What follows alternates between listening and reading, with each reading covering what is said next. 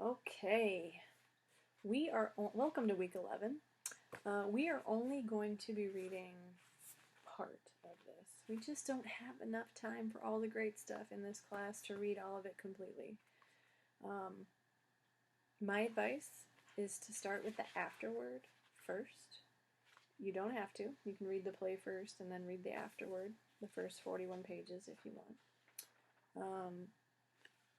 But here are some things. The only reason I'm on here lecturing today is because there are some things you have to understand about the play before you read it.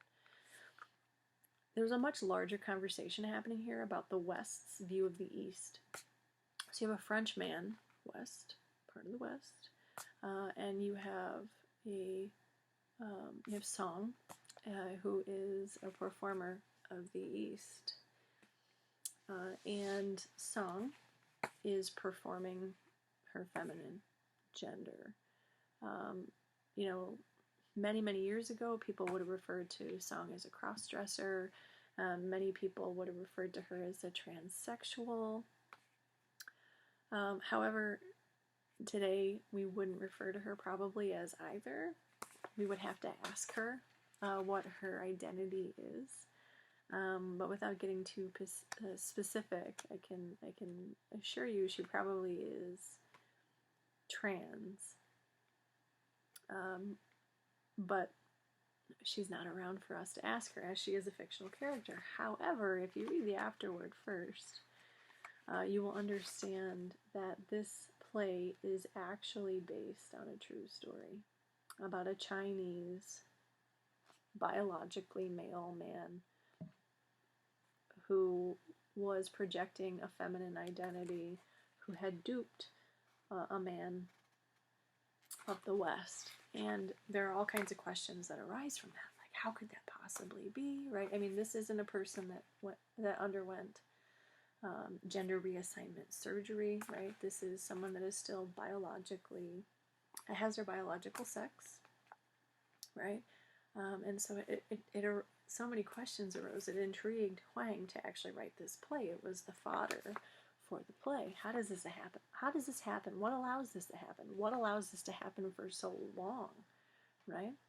And it's because of the West's gaze on the East, all these stereotypes and misconceptions that the West had about Eastern women, or at the time they would have called them Oriental women, which by no means is preferred nomenclature.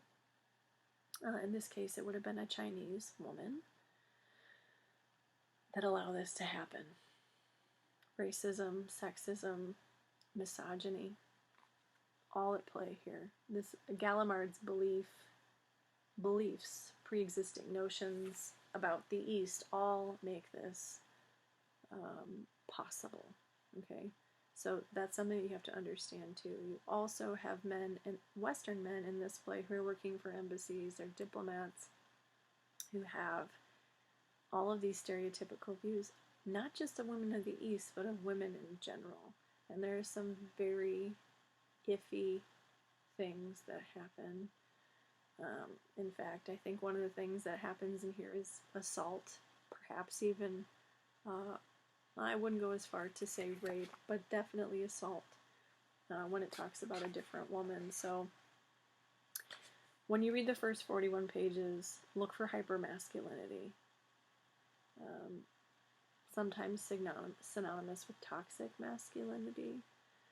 Look at how gender is performed. Look at how both sides. Look at how Song is manipulating Gallimard.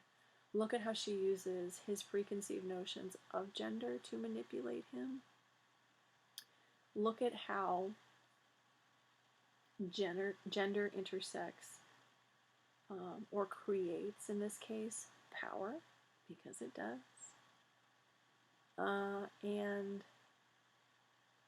Gallimard still, even at the end of the 41 pages, you're not even reading the entire thing, although there's an option to write a paper at the end of the semester, reading the whole book, but the whole play. Even at the end, Gallimard is in complete denial that Song is biologically male. Why? Why is he still, after after Song has revealed that she was performing, why is he still in denial? I look forward to reading your responses.